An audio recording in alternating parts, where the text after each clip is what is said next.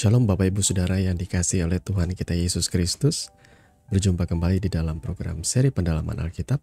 Bersama saya Billy Elia yang seperti biasa akan menemani saudara selama kurang lebih 10-20 menit ke depan, di mana saya akan mengajak Bapak Ibu Saudara untuk kita bersama-sama membaca dan merenungkan kebenaran firman Tuhan, perikop demi perikop dimulai dari Perjanjian Baru. Dan di dalam seri pendalaman Alkitab kali ini, kami bersuka cita karena kita sudah memasuki perikop yang ke-82, yang kali ini terambil dari Injil Matius pasal yang ke-18, ayat 21 sampai dengan ayat yang ke-35. Apabila Bapak Ibu Saudara sudah mempersiapkan Alkitabnya masing-masing, saya mau mengajak kita untuk membaca nas firman Tuhan ini bersama-sama. Sekali lagi, Injil Matius 18 ayat 21 sampai dengan ayat yang ke-35 dengan judul perikop perumpamaan tentang pengampunan. Kemudian datanglah Petrus dan berkata kepada Yesus, "Tuhan, sampai berapa kali aku harus mengampuni saudaraku jika ia berbuat dosa terhadap aku? Sampai 7 kali?" Yesus berkata kepadanya, "Bukan, aku berkata kepadamu, bukan sampai 7 kali, melainkan sampai 70 kali 7 kali. Sebab hal kerajaan sorga seumpama seorang raja yang hendak mengadakan perhitungan dengan hamba-hambanya. Setelah ia mulai mengadakan perhitungan itu, dihadapkanlah kepadanya seorang yang berhutang 10.000 talenta. Tetapi karena orang itu tidak mampu melunaskan hutangnya, raja itu memerintahkan supaya ia dijual beserta anak istrinya dan segala miliknya untuk pembayar hutangnya. Maka sujudlah hamba itu menyembah dia, katanya, 'Sabarlah dahulu, segala hutangku akan kulunaskan.' Lalu tergeraklah hati raja itu oleh belas kasihan akan hamba itu, sehingga ia membebaskannya dan menghapuskan hutangnya. Tetapi ketika hamba itu keluar, ia bertemu dengan seorang hamba lain yang berhutang 100 dinar kepadanya. Ia menangkap dan mencekik kawannya itu, katanya, 'Bayar hutangmu.' Maka sujudlah kawannya itu dan memohon kepadanya, 'Sabarlah dahulu, hutangku itu akan kulunaskan.' Tetapi ia menolak dan menyerahkan kawannya itu ke dalam penjara sampai dilunaskannya hutangnya. Melihat itu kawan-kawannya yang lain sangat sedih, lalu menyampaikan segala yang terjadi kepada tuan mereka. Raja itu menyuruh memanggil orang itu dan berkata kepadanya, 'Hai hamba yang jahat, seluruh hutangmu telah kuhapuskan karena engkau memohonkannya kepadaku. Bukankah engkau pun harus mengasihani kawanmu seperti aku telah mengasihani engkau?' Maka marahlah tuannya itu dan menyerahkannya kepada algojo-algojo sampai ia melunaskan seluruh hutangnya. Maka Bapakku yang di sorga akan berbuat demikian juga terhadap kamu, apabila kamu masing-masing tidak mengampuni saudaramu dengan segenap hati." Amin untuk kebenaran firman Tuhan. Bapak Ibu Saudara, mari sebelum kita bersama-sama bersaat teduh merenungkan kebenaran firman yang sudah kita baca, kita mau merendahkan hati dan berdoa. Bapa, di dalam nama Tuhan Yesus, terima kasih untuk kasih dan kebaikan-Mu di dalam setiap kehidupan kami. Kami mau bersama-sama bersaat teduh Tuhan, merenungkan kebenaran firman-Mu. Kami mohon pimpinan kuasa Roh Kudus mengurapi hati dan pikiran kami, sehingga kami memaknai kebenaran firman-Mu dengan bijak, dengan hati-hati, dan kami bisa mendapatkan intisari yang terbaik bagi kehidupan kami sebagai orang percaya. Di dalam nama Tuhan Yesus kami berdoa. Amin. Bapak Ibu Saudara yang dikasihi oleh Tuhan kita Yesus Kristus, nas firman Tuhan kali ini berbicara banyak soal pengampunan. Saya pernah membahas topik bahasan tentang berapa kalikah kita harusnya mengampuni? Apakah 7 kali? Apakah 7 kali 70 kali? Karena saya pernah membuat renungan ini di dalam podcast Mutiara hari ini dengan judul 70 kali 7 ya. Jadi di sini ada sebuah pertanyaan. Ketika kita membahas soal pengampunan, semuanya diawali ketika Petrus datang kepada Yesus. Dan ia bertanya, "Tuhan atau Tuan, sampai berapa kali aku harus mengampuni saudaraku jika ia berbuat dosa terhadap aku? Sampai 7 kali? Nah, mungkin alasan kenapa Petrus berpikir ia harusnya sampai 7 kali mengampuni, karena bagi orang-orang Yahudi angka 7 itu adalah seperti angka keramat ya. Angka kemuliaan Tuhan ya. Selalu digambarkan dengan angka 7, kesempurnaan ilahi. Bagi orang Yahudi itu adalah angka 7 ya. Selain juga angka 50 ya, tahun Yobel. Nah, angka 7 ini sangat penting bagi orang-orang Yahudi, sehingga dipikir oleh Petrus, berarti kalau aku mengampuni idealnya itu 7 kali. Ya. Perlu saudara ketahui juga di masa itu bangsa Yahudi tentunya punya aturan yang namanya hukum Musa ya, hukum Taurat ya. Jadi di dalamnya itu ada satu hukum yang dikenal di dalam bahasa Latinnya tuh lex talionis atau hukum balas dendam ya. Mata ganti mata, gigi ganti gigi, nyawa ganti nyawa.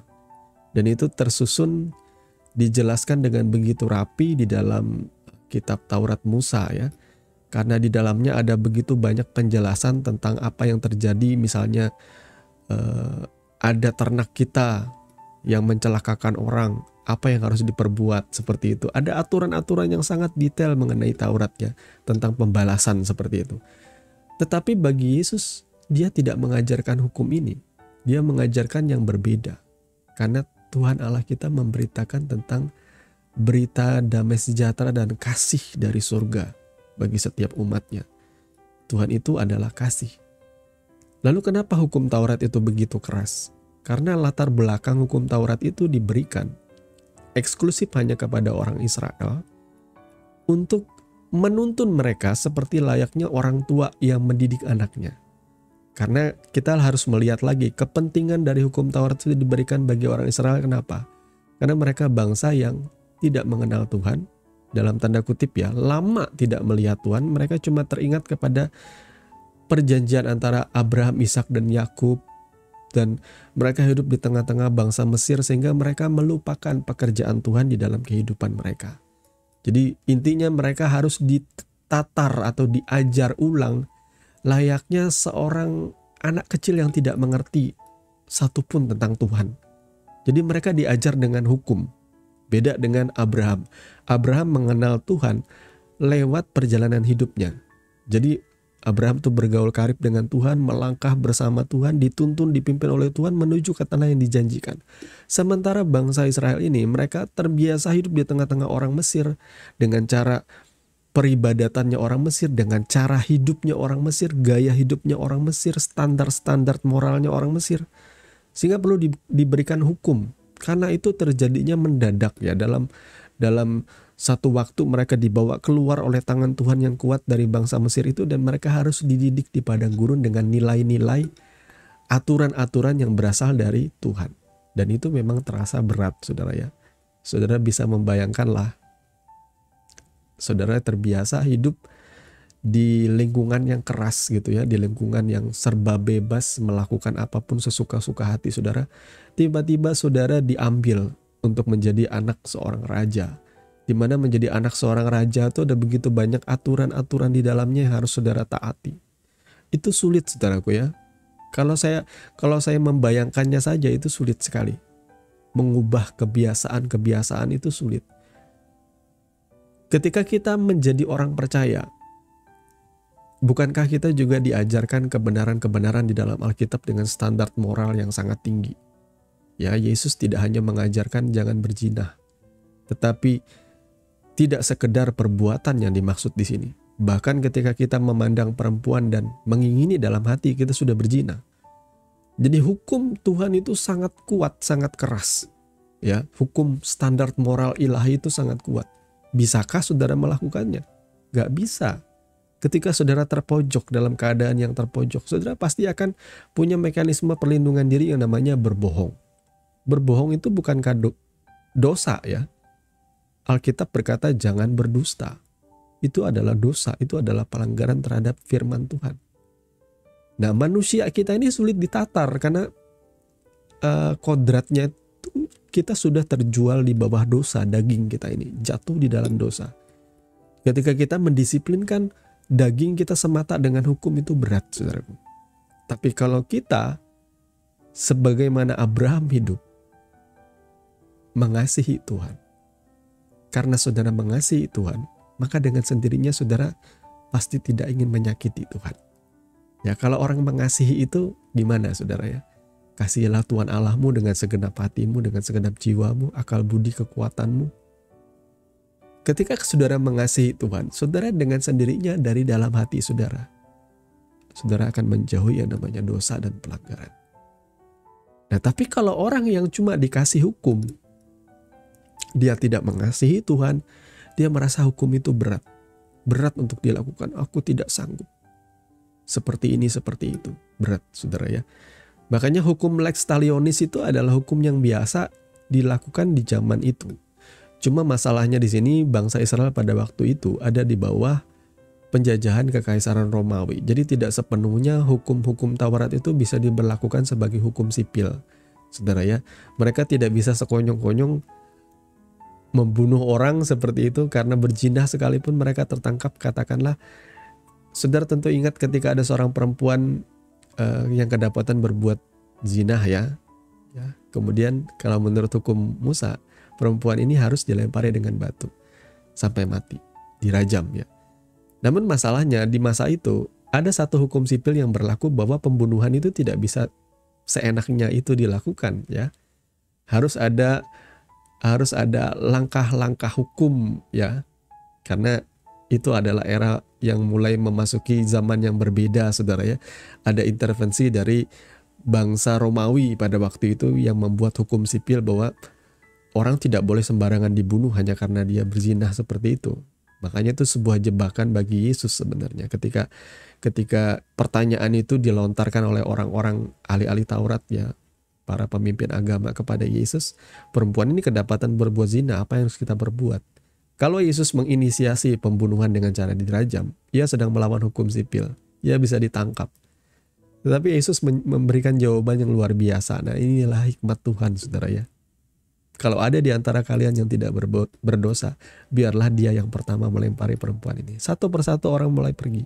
Karena mereka sadar tidak ada seorang pun yang tidak berdosa.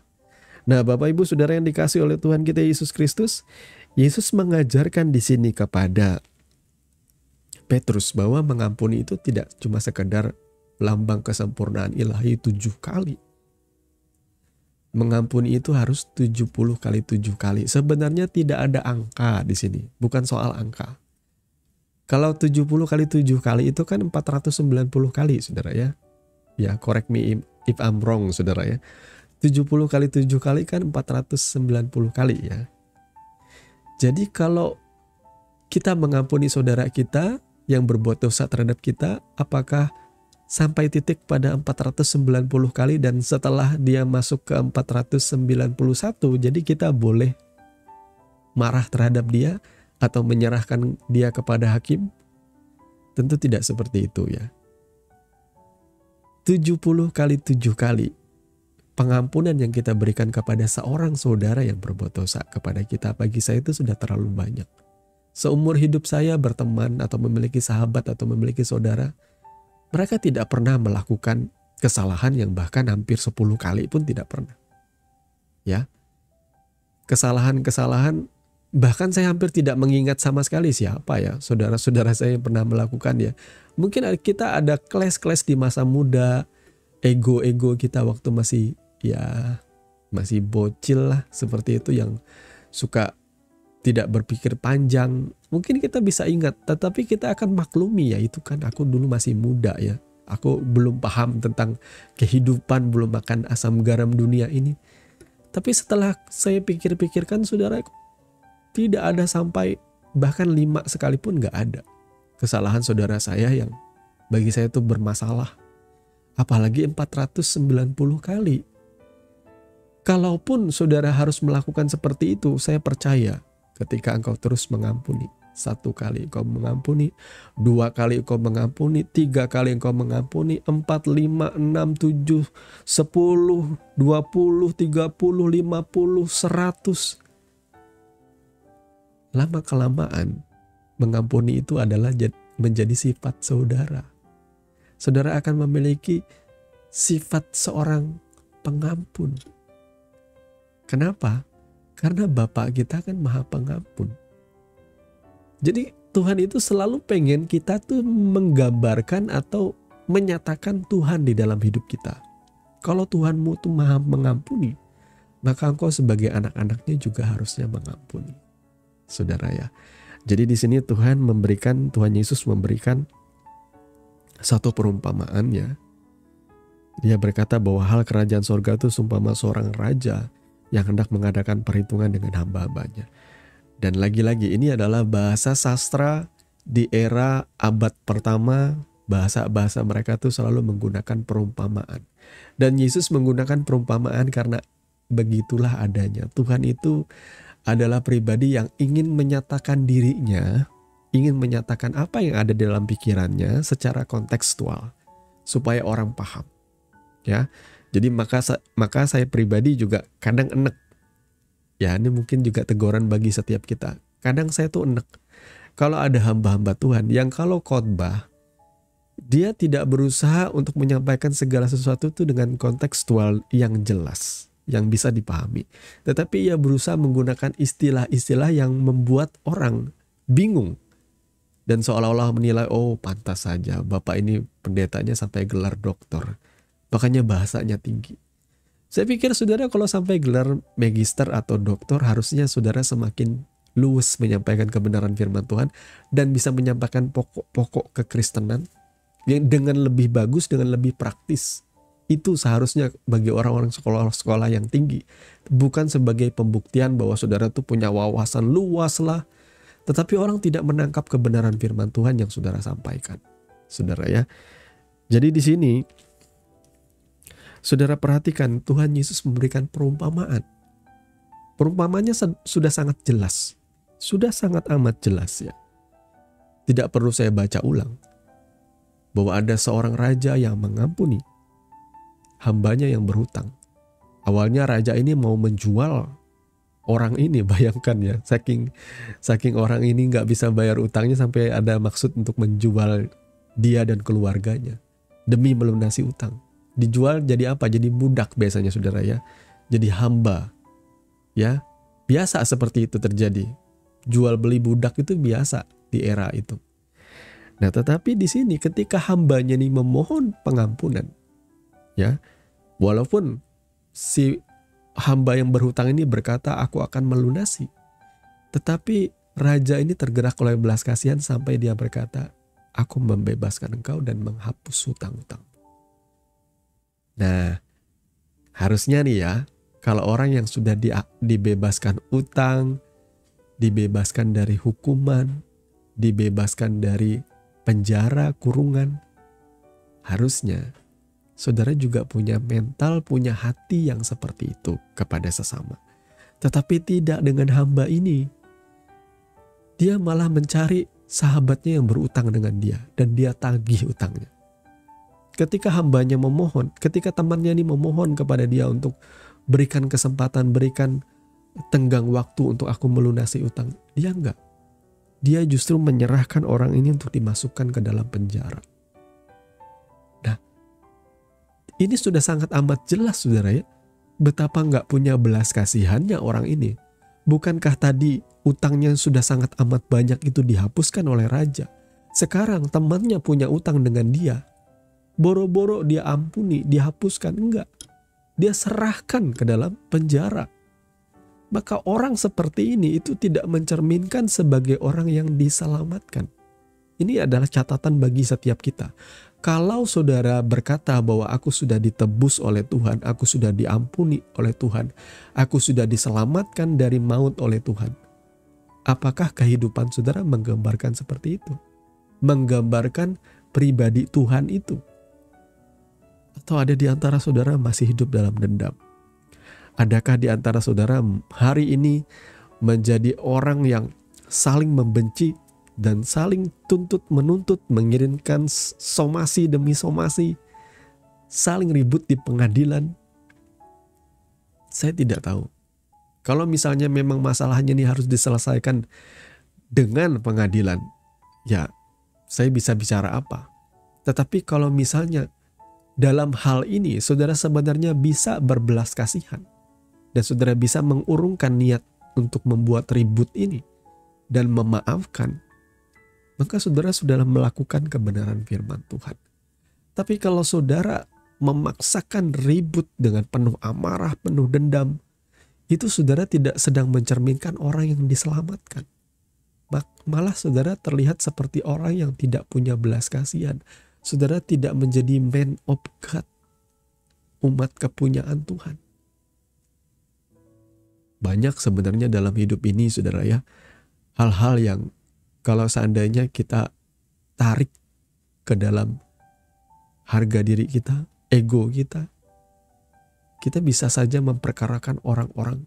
Kita bawa soal-soal ini ke pengadilan. Kita mau penjarakan dia. Tetapi mari kita pikirkan lagi. Mari kita pikirkan lagi. Kalau itu kita lakukan buat orang-orang yang lemah, saudara sedang tidak punya belas kasihan. Ya banyak, sekali lagi saya bahas ini, banyak saya melihat hal-hal viral di sosial media tentang orang-orang yang punya jabatan. Ya, mau itu anggota dewan, mau itu anggota TNI, Polri, mereka yang punya pangkat-pangkat besar. Mereka sudah suka memperlakukan orang-orang kecil dengan semena-mena. Bahkan tidak sedikit yang melakukan intimidasi. Tidak sedikit yang menodongkan pistol. Tidak sedikit yang bahkan menuntut lewat pengadilan.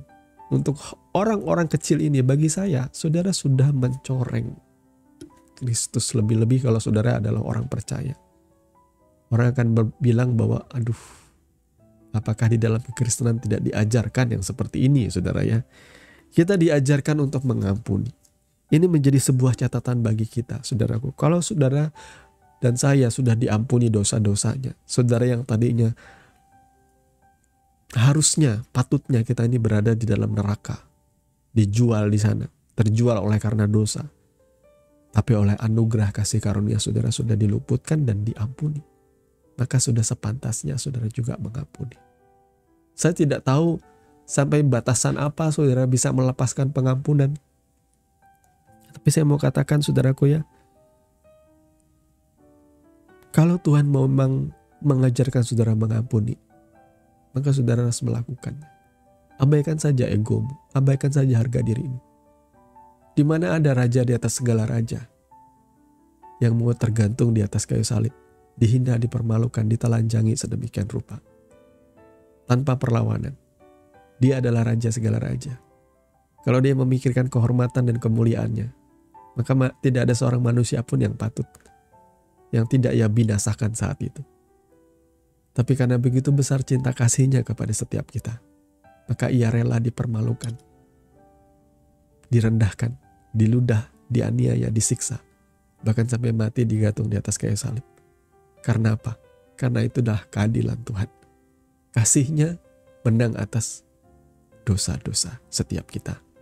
Tuhan Yesus memberkati. Mari kita tundukkan kepala dan kita berdoa. Bapa, di dalam nama Tuhan Yesus, terima kasih karena Engkau mengajarkan kami makna sejati pengampunan. Tuhan, tolong kami supaya kami mampu melakukannya. Karena banyak kali harga diri, ego kami, kebencian kami seringkali jauh lebih besar Tuhan daripada belas kasihan-Mu. Sehingga kami mohon Tuhan, kalau ada di antara kami yang masih menyimpan dendam, kebencian akar pahit, yang bertahun-tahun kami pendam, yang bahkan membuat kami tidak merasakan damai, yang merusak kekeluargaan, persaudaraan, kami berdoa Tuhan, biarlah kami melepaskan pengampunan dari dalam hati kami. Ampuni mereka Tuhan yang menyakiti hatiku. Ampuni mereka yang sudah memperlakukan aku dengan tidak adil. Ampuni mereka yang sudah membuat aku kecewa. Apapun itu masalah yang saudara hadapi, firman Tuhan berkata bahwa kita harus mengampuni karena kita sudah terlebih dahulu diampuni oleh Tuhan. Secara tidak bersyarat Tuhan mengampuni kita. Terima kasih Bapa, kami mengucap syukur. Kami mau damai sejahtera-Mu yang melampaui segala akal, menguasai hati dan pikiran kami, sehingga kami bertindak hati-hati sesuai dengan segala yang tertulis dalam kebenaran firman-Mu. Terima kasih Yesus Kristus, kami mengucap syukur. Di dalam nama Yesus kami berdoa. Amin. Bapak Ibu Saudara yang dikasihi oleh Tuhan kita Yesus Kristus, kita sudah sampai di penghujung program seri pendalaman Alkitab. Dan kami sangat bersuka cita sampai hari ini Bapak Ibu tetap setia untuk bertumbuh di dalam kebenaran. Terima kasih untuk saudara yang sudah mengikuti channel ini dan mendukung kami di dalam doa, sehingga kami boleh tetap menjadi berkat bagi banyak orang. Akhirnya saya Billy Elia pamit, sampai bertemu di seri pendalaman Alkitab yang berikutnya. Dan kiranya kasih karunia di dalam Tuhan kita Yesus Kristus menyertai memberkati saudara sekalian. Shalom.